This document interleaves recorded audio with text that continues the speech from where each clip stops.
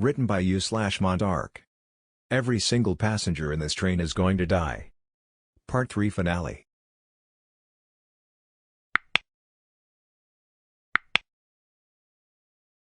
There were several things about compartment number 1 that made it different from anything we had seen until now, beginning with the door that was left ajar, the first one we encountered on our journey that was already open, and invitingly so at that, with a red carpet rolled out on the PVC floor like the tongue of some majestic primordial beast.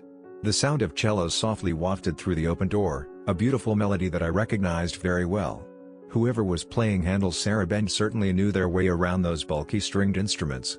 Tricia and I stole a glance at each other and walked into the carriage, and it felt like we had walked into another world. It didn't look anything like what a passenger coach in this train should look like. The long padded seats and metal walls had been uprooted and tossed outside, only to be replaced by ornate teak dining tables covered in embroidered white cloth with silver cutlery atop them. Fuck, it was as if this compartment had been converted into a restaurant. It would have made for a beautiful sight if not for some jarring oddities. First were the customers in the restaurant, who were actually just the passengers traveling in this coach, if their warm yet decidedly middle-class clothes were anything to go by. Sitting on the tables with blank expressions on their faces and black, tar-like tears running down their cheeks, it didn't seem like they had volunteered to be in this position. Second was the fucking bear napping in a far-off corner of the carriage. He was much smaller than the one we had recognized earlier, but deep in my bones I knew that this beast was the more dangerous one and it wasn't even close. The power radiating from this one was a physical thing, that sat heavy on the air, making it thick and nigh unbreathable. But we didn't even pay much attention to him, because of what he was sitting next to. Third, near the bear was a table so long it pretty much spanned the entire width of the train. Splayed out on top of the table was a corpse with its intestines bulging out and hanging limply by its sides like blood-red sausages. The man with the head of a lion was sitting and eating the corpse's innards, stuffing them into his mouth like an ill-mannered child and shredding them to pieces with his sharp canines that were yellowing around the edges. Sitting next to him was a woman, young, maybe mid-20s like us, sipping red wine and balefully glaring at the lion-headed monster. Surrounding them were 4 more of the passengers with thick black tears rolling down their faces, and their arms were moving with sudden jerking motions like fucked up little marionettes as they belted out the classical tune from the cellos resting against them. It was also fucking surreal that we just stood staring at the unbelievably strange sight in front of us with our jaws dropped so low they almost touched our chests. Fuck. Is that him? Tricia whispered, her voice trembling like wind chimes in winter. I was about to nod when every head in the carriage swung in our direction, the movement sharp and abrupt like a gunshot. The cellos stopped singing with a sharp shriek, silver fork and knives ceased raking against empty plates, and even the bear silently snarled at us. The only one unperturbed by our appearance was the man with the lion's head who continued feeding on the corpse before him, but I don't think it was because he anticipated our arrival. No, it seemed to be because of our sheer irrelevance to him. Does a lion care about ants scurrying around on the ground near him? No. At least not unless they sting sharp enough to draw his attention. Tricia quickly popped off a couple of shots at the lion-headed monster, who snapped and caught the bullets between his teeth, before slowly chewing them and gulping them mangledy down without sparing so much as a glance at the woman who just tried to kill him. Then his teary-eyed puppets attacked, jerking up out of their seats and charging us without a care for their oddly contorting bodies. I closed my eyes, blinking back tears of frustration. When will this fucking nightmare end? Tricia roared and met the black-eyed freaks head-on, punching and kicking to her heart's content, like she had 2 compartments back. But things were different this time. This bunch with thick, tar-like tears streaming down their faces were much stronger than those people we had just fought through. Not to mention Tricia had been driven past the point of exhaustion, her wheezing and trembling body now moving by pure instinct. A couple of feeble punches connected, but they didn't even daze her attackers. And I am not even talking about myself. My entire body was sore and it took everything I had just to stand on my own 2 feet. So it wasn't all that surprising that I was subdued within seconds. What was surprising, however, was what happened next. The 2 of us were forced down on our knees, our arms twisted behind our backs at angles so sharp our bones were at the brink of snapping into pieces. I would have screamed, if I had the strength to do so. My eyelids drooping, I was drifting off to sleep when I was jolted back to wakefulness with sharp crack across the face. The vicious slap had left deep, red imprints of long fingers on my left cheek, but at least I was awake. The lion-headed monster stood up, and so did the lady with the wine glass beside him. Deja vu. A horrible sinking feeling emerged from the pit of my stomach, as if a heavy anchor had been tied around my waist and then kicked into the ocean.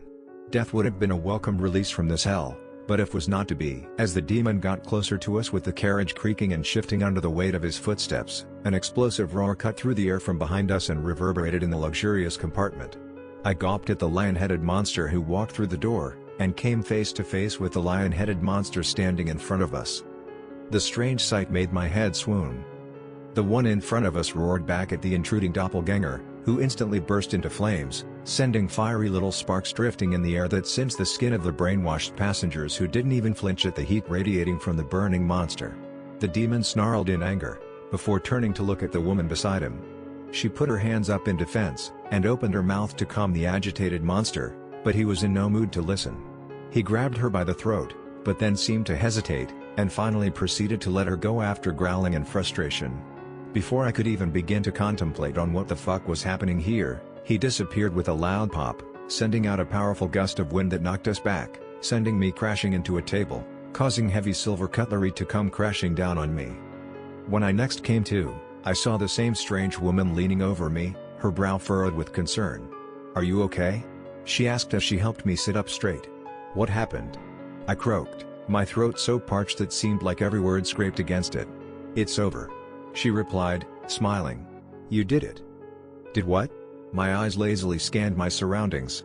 We were still in the same compartment, but things were a lot different from when I was last conscious. The train had come to a halt, and every passenger here lay crumpled on the ground, out cold. I spotted Tricia sitting in a corner, chugging down water. She winked when she saw me. "What happened? Where is that lion monster?" I mumbled. "And where is damn pet bear?" The woman brought some water for me to drink before telling her story. She said that her name was Ritu, and that she was the one who had summoned that monster.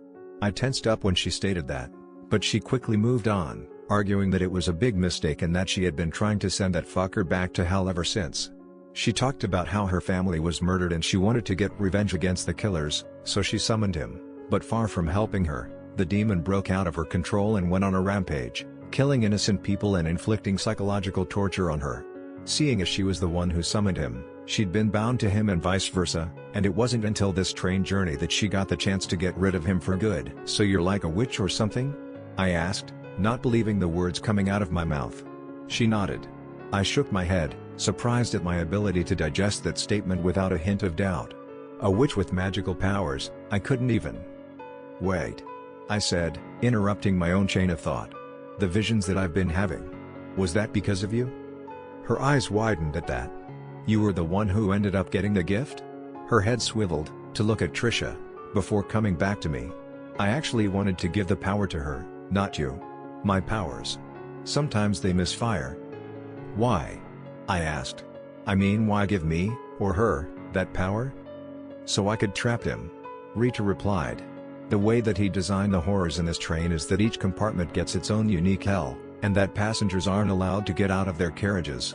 So I added some modifications in his plan, subtle layers of additions just beneath his own magic, allowing you to move between coaches and giving you the power to see the future." "But Tricia could move as well," I pointed out. "I do not know why that is," she admitted. "Maybe it's because she was with you, maybe it's because she has her own unique circumstances that allow her to bypass restrictions placed by person." "Person?" "The demon." "Oh. So what happened to him?" "He's caught in a time loop. Trapped in there for eternity," she replied. "He's always loved traveling through time. It's the first thing he reaches for every time he gets into trouble. I knew he would do that, so I took advantage of our connection and added another condition in his magic. That is, if he comes across himself, he would burn." "Wow. And that worked?" "Yes. The more outlandish a restriction, the more powerful the magic, like a spring reaction," she answered. "So using you two as bait, I fucked up his plan, which made him go to the past, bringing him face to face with himself here. When he saw himself burn, his reaction was to go back in time, hunt you down and fix things. And on we go." My head hurt as I tried to process this. He won't just break out of this time loop, will he? No. His gigantic ego will not let him think of any other way. And the arrogance hammered into his brain over thousands of years of existence will not go away just like that. Of course, being caught in the loop ended his ability to influence anything. Which is why everything should return to normal now, relatively speaking. So what happens now? I asked. Now we wait. Trisha added. I looked at her, her beautiful eyes glinting under the moonlight that streamed in through the windows. My people will be here soon, to clean this fucking mess up. Your people? They hunt monsters like person. Rita replied. It's why I chose her to help me put him down. Of course she does. But I need to leave. She added. I don't think that they would take kindly to my presence, considering that I started all this in the first place. They wouldn't. Trisha agreed. Even I'd stop you if I wasn't falling apart. But why? You helped stop this. I protested. Innocent people wouldn't have died if it hadn't been for my blind thirst for revenge. She replied. I'll pay for my crimes, eventually. But there's something I must do first. What? There's someone out there who still gives a shit about me. I'm gonna GP find him, and then turn myself in. Is that okay? She quickly glanced at Trisha, who shrugged. Do whatever you want to. Not like I can stop you, right? I was seeing Ritu off when I noticed something sticking out of her backpack, a brown leather diary. Oh, so that's what it was.